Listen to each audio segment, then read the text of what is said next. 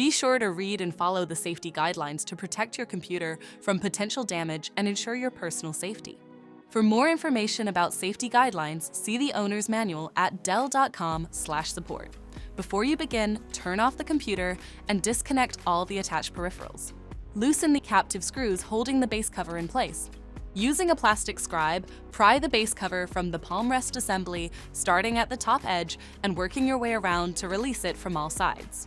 Now lift the base cover from the palm rest assembly. Identify the wireless module and remove the screw securing it. Unlatch and disconnect the cables to remove the module from the system. To reinstall the memory module, place it back in the system and reconnect the cables. Relatch and install the screw to secure the module.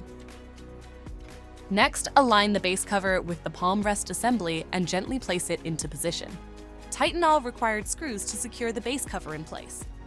For more information about your Dell system, visit dell.com/support.